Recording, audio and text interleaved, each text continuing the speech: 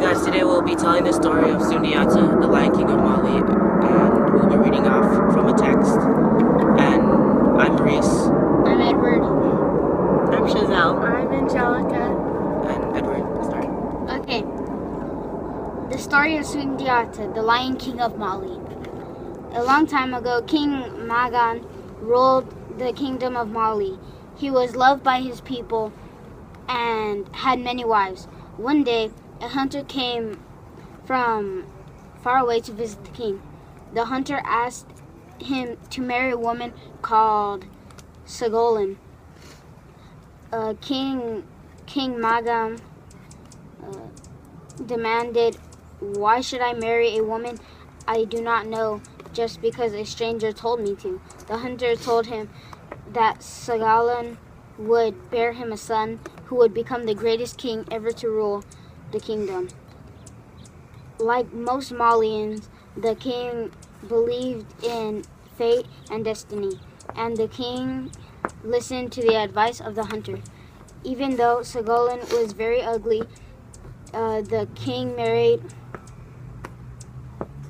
married her, and she gave birth to a son.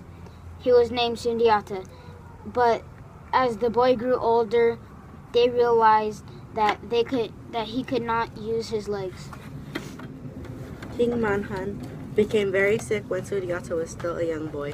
Knowing his days were numbered, the king called Sundiata to his bedside. He told his son, "When I go, you will become king. You were destined for greatness, my boy." But after King Manhan died, the king's first wife had different plans. She was called Sasuma, and she believed that her son, Dan should be king. Sasuma spread tales about Sundiata around the kingdom so the people wouldn't accept him. The gossip worked, and Dan Karam became king instead. Sundiata was forced to flee with his mother. Away in a foreign land, Solgan became very unhappy. She said to her son, "Sundiata, you must know that I love you dearly, but I am worried about your future. You are a strong boy and have a great heart, but your legs allowed Sasuma to take control.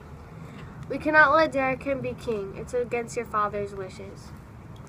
Sundiata felt so sad, but he had a great courage and determination. Using 2 iron rods from a blacksmith, Sundiata used all his strength to pull himself up. Gradually, his legs started to grow, and within minutes, he was standing on his own 2 feet. He told the gathering crowd, "Now I am ready to be king."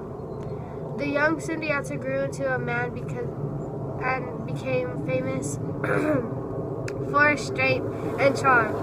He had many admirers. In the meantime, Sasuma and Darakan had lost control of the kingdom to a wicked wizard called Samaria.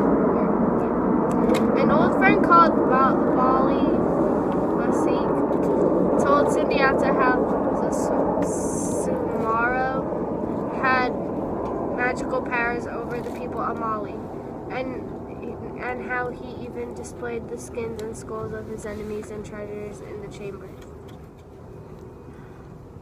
Sundiata was determined to go back and free his people of the terrible wizard. Balifaseke gave his friend a special arrow. According to Balifaseke, Salmaro would only lose his evil magic if he was scratched by this arrow. Trusting his friend, Sundiata set off to fight Salmaro, joined by hundreds of his friends and supporters. There was a long and fierce battle, but Sundiata's determination and patience paid off. Salmaro was wounded by the special arrow and lost all his power. The wicked wizard fled, never to be seen again. Sundiata was finally crowned king, and his adoring people called him the Lion King of Mali because of his strength and courage. Sundiata's reign was a long and happy one, and he became the greatest king ever to rule the kingdom of Mali. Sorry. Yeah, we're done. Okay. How'd you guys think? Nothing? It was a sad story, kind of, because Sort- he didn't have legs. And Kind of sounded like He it. had legs. he did have legs, but they didn't didn't work. So it's basically like he didn't have like. But he had brave and courage and stuff. Yeah. So So made it was him- kind of like a depressing, No. But then it turned into like a good happy ending story. happy ending story.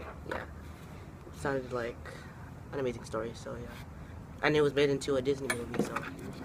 Okay. So that's our discussion, guys. Hope you liked our discussion. Bye. Edward, say bye. Say bye. What are you doing? Say